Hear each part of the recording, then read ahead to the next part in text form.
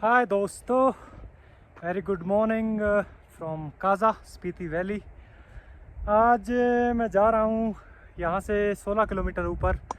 एक बहुत खूबसूरत गांव है पूरी स्पीति वैली का, जिसका नाम है लांगजा। अभी नाश्ता करके चाय वाय पी के आराम से मैं निकला हूँ।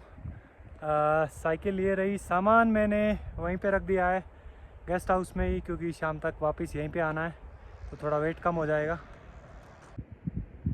ये इस तरफ काजा शहर स्पीति नदी के बिल्कुल किनारे बसा हुआ है। बहुत छोटा सा, पर पूरी स्पीति घाटी का कैपिटल टाउन है ये, क्योंकि सबसे बड़ा बाज़ार यही है। और ये नीचे पूरी की पूरी वैली, और ये जो सामने इस तरफ से स्पीति नदी आती है कुंजुम पास की तरफ से, और ये इसी तरफ नदी के किनारे किनारे जो रूट है वो लाहौल वैली की तरफ जाता है। काजा से 1 किलोमीटर 1.5 किलोमीटर आने के बाद ये जो मेन रोड है, इससे राइट साइड की तरफ ऊपर की ओर ये लिंक रोड जाता है लांगजा गांव की तरफ। और इसी रोड में थोड़ा ऊपर जाके एक और लिंक रोड निकलेगा जो कि जाएगा हिक्किम और कॉमिक गांव की तरफ।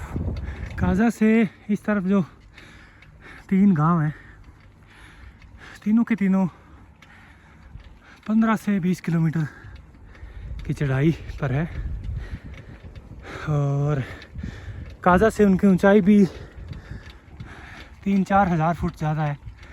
जैसे जैसे एलिवेशन बढ़ रहा है, ऊंचाई की तरफ जा रहा हूँ मैं, नीचे पूरी की पूरी स्पीति वैली का जो नज़ारा है और ज़्यादा खूबसूरत होता जा रहा है।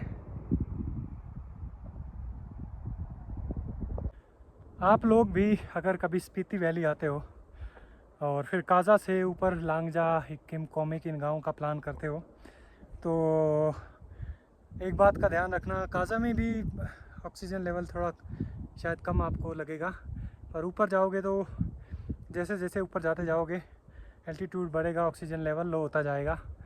तो चाहे गाड़ी में हो, बाइक पे हो, साइकिल पे हो, कैसे भी हो, अपने साथ 1-2 लीटर पानी एक्स्ट्रा ज़रूर रखना, क्योंकि हो सकता है आपको ज़्यादा बीच बीच में पानी की ज़रूरत पड़ेगी। यहाँ 4 किलोमीटर आगे आने के बाद इस रोड में ये राइट साइड में जो ऊपर जाता है, ये कच्चा रास्ता आगे ये जाएगा हिक्किम कॉमिक के लिए, और सीधा जो है सामने ये जाएगा लांगजा का। हिक्किम और कॉमिक तो मैं पिछली बार आया था तब जाया था, लांगजा रहता है मेरा, इसलिए मैंने सोचा चलो इस बार इधर ही चलते हैं। स्पीति में पानी के साथ साथ 2 चीज़ें आपके पास और होनी ज़रूरी है। एक तो सन ग्लासेस। यहाँ इतनी तेज़ धूप पड़ती है कि आपको देखना बड़ा मुश्किल हो जाता है दिन के टाइम पे, खासकर 10 से लेके 4-5 बजे तक। और उसके बाद हवा काफ़ी तेज़ चलती है, खासकर जब ठंडा थोड़ा मौसम होता है, तो बाइक पे ज़्यादा ज़रूरी रहती है आपके, क्योंकि बाइक की स्पीड भी होती है, हवा की स्पीड, दोनों फिर डबल हो जाता है। तो विंड चीटर क्या आएगी, वो जो हवा है, ठंडी हवा, वो आपकी बॉडी तक नहीं जाने देता। अभी देख लो, जैसे जैसे मैं थोड़ा ऊपर आया हूँ, एकदम से हवा तेज़ चलने लग गई है, और जाना अभी मेरे को इस तरफ ऊपर की ओर 7 किलोमीटर और है यहाँ से लांगजा गाँव। वो आगे उस पहाड़ पे छाया दिख रही है काफ़ी, वो एक्चुअल में ये जो ऊपर बादल है ये सूरज के रास्ते में आ रहे हैं, इसलिए वो छाया है वहाँ पे। अभी इस तरफ से तकरीबन 10 किलोमीटर की चढ़ाई चढ़ने के बाद ये नज़ारा आया है, वो सामने जो बर्फ़ से ढकी हुई चोटी दिख रही है वो बिल्कुल बैकग्राउंड में होता है लांगजा गांव के।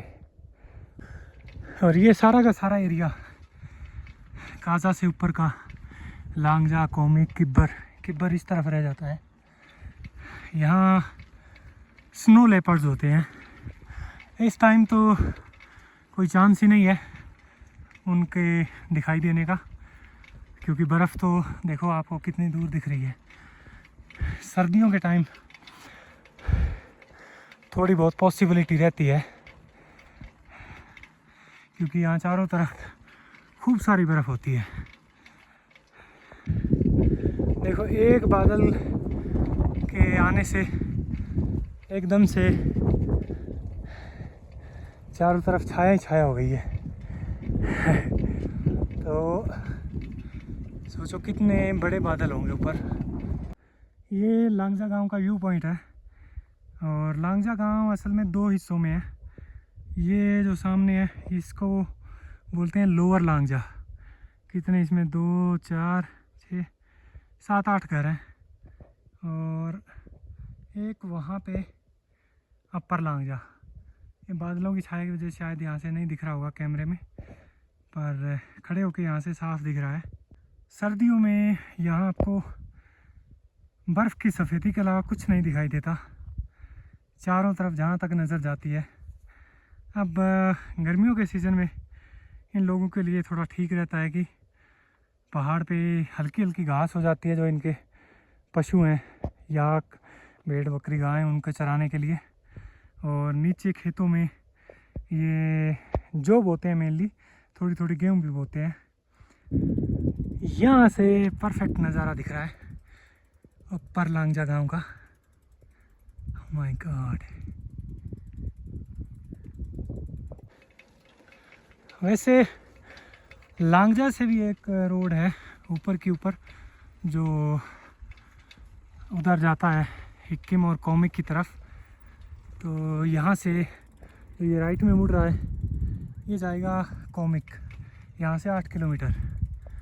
और ये सीधा आगे फिर जो पतला सा रास्ता है ये लांगजा गांव। तो ये नीचे गांव के साथ ही लगते हुए इनके खेत है सारे के सारे। और नीचे जो एक नाली देख रहे हैं आप पानी की, ये इन गांव वालों ने ऊपर वाले पहाड़ों से निकाल के लाई हुई है। और यहाँ से होती होती वहाँ पे जाके एक छोटा सा तालाब बनाया हुआ है इन्होंने, जिसमें कि आगे पानी स्टोर होता रहता है। और फिर उस तालाब के दूसरे किनारे पर एक और सिरा है जहाँ से वो नाली आगे से होती हुई ऊपर जाती है। फिर नीचे एक दो छोटी छोटी नालियाँ हैं जो बनाई गई है खेतों की सिंचाई के लिए। तो ये इन्होंने सिस्टम अपना बनाया हुआ है, इसीलिए जो नीचे हरियाली दिख रही है वो इसी की बदौलत है, क्योंकि अदरवाइज़ यहाँ पानी का कोई सोर्स नहीं है। ये देखो ये नाली उस तरफ ऊपर वाली साइड से कहीं ना कहीं कोई छोटी स्ट्रीम होगी जो बर्फ़ पिघल के आती है, वहाँ से लाई गई है। और यहाँ से होती हुई नीचे जाती है खेतों में। गर्मी का टाइम है, गांव वाले सर्दियों में अपने गर्म कपड़े सारे धो के सुखा रहे हैं। तो मैं प्रॉपरली लांगजा गांव में पहुंच चुका हूं। सबसे पहले जाके दर्शन करते हैं यहाँ पूरी स्पीति के सबसे खूबसूरत और ऊंचाई पर स्थित बुद्धा स्टैचू के। उसके बाद गांव देखेंगे। तो वहाँ से आया हूँ मैं। यहाँ स्टैचू के पास 2-3 छोटे छोटे कैफ़े हैं, पर ये बंद है अभी। और ये इस तरफ शानदार बुद्धा की मूर्ति। तो चल के देखते हैं।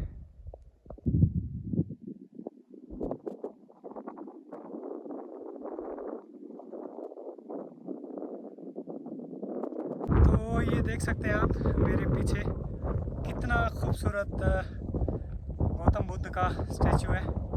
और इसके पीछे फिर चारों तरफ जो हिमालय की चोटियाँ हैं उनका जो बैकग्राउंड है उसमें बहुत ज़्यादा मनमोहक लगता है। ये जो मूर्ति है बहुत सारी तस्वीरों में, वीडियोस में आप लोगों ने देखा भी होगा। तो अभी चलते हैं यहाँ से नीचे, गांव देखते हैं, क्योंकि मेरी दिलचस्पी और बढ़ गई है। नीचे खेतों में मैंने यहाँ के लोकल जो है वो दिखाई दे रहे हैं अपना याक से खेत में हल चलाते हुए, and this is I am seeing for the first time. So let's go. ये है गांव, नीचे वो आप देख सकते हैं एक खेत में हल चल रहा है, और यहाँ पे 10-12 घर होंगे, सारे के सारे ऐसे ही हैं। बाहर कलर सफ़ेद किया हुआ है, छत के ऊपर कुछ झाड़ियों की जड़ें, लकड़ी, घास, अनाज सब सुखाया हुआ है, और उस तरफ बर्फ़ से ढकी हुई चोटियाँ। तो वहाँ से भी आ गया हूँ मैं नीचे गांव में ऊपर, वहाँ साइकिल खड़ी करके, और ये सीधे खेतों में। जूले सर क्या बना रहे? खेतों में बुआई हो रही, आगे के लिए तैयार कर रहे? नहीं, खाली बो के छोड़ना है, सब्जी वगैरह कुछ नहीं लगानी। हाँ ये भी है, आगे घास नहीं होगा, अब टाइम नहीं है ना। हाँ फिर सर्दी आ जाएगी। सर्दी आ जाएगी। ये जो बोया है, ये जो बोया। ओके। तो ये देखिए आप, याक हिमालय का राजा है ना। इसी के ऊपर यहाँ के जो गांव के जितने भी लोग हैं, इनकी जो खेती बाड़ी है वो निर्भर करती है। याक वैसे गाय की फैमिली से ही एक एनिमल है, और ये बहुत हाई एल्टीट्यूड हिमालयन रीजन में पाया जाता है, लद्दाख में, स्पीति में, नेपाल में, तिब्बत में। और लकड़ी का हल है। झूले सर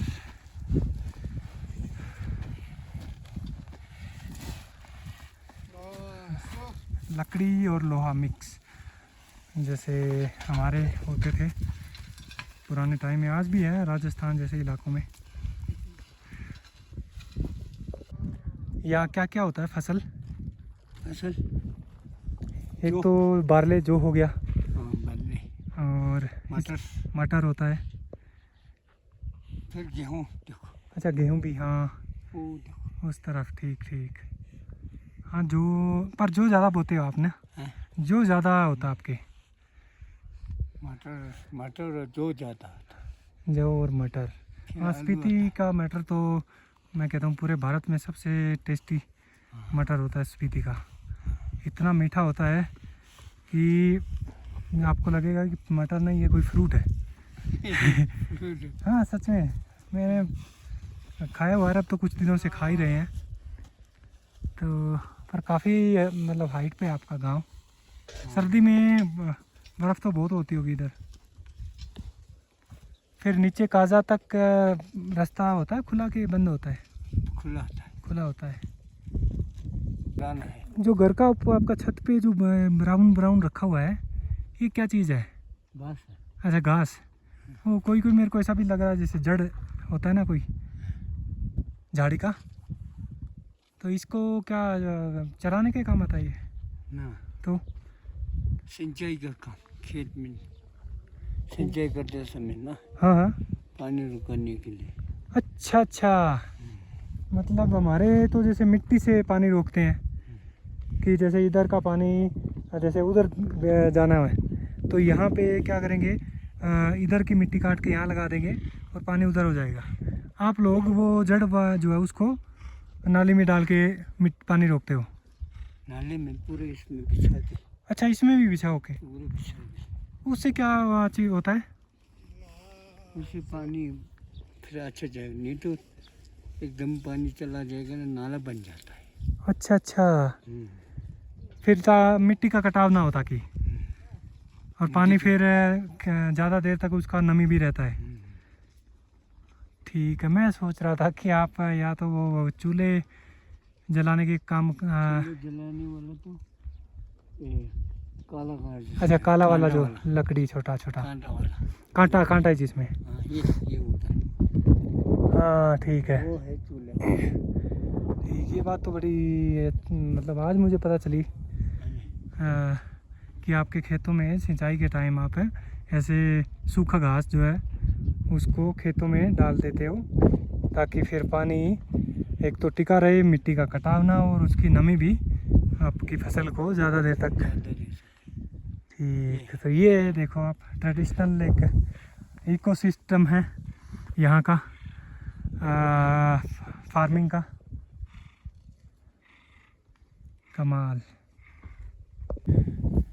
यहाँ ये है नीचे मटर वाला खेत, इसमें छोटी छोटी लगी हुई है। आई थिंक ये लेट बोई गई है, या शायद इस गांव का एल्टीट्यूड ऊंचा है इसलिए यहाँ ये थोड़ी लेट पकेगी। और इधर जो झूले, कैसे हो? क्या घास निकाल रहे? अच्छा, ये है आंटी जी जो कि खेत में जो अपने खरपतवार बोलते हैं या फिर जो एक्स्ट्रा घास है वो निकाल रहे हैं ये लोग। तो इसका काम आ जाएगा पशुओं को चराने के लिए और फसल ख़राब भी नहीं होगी।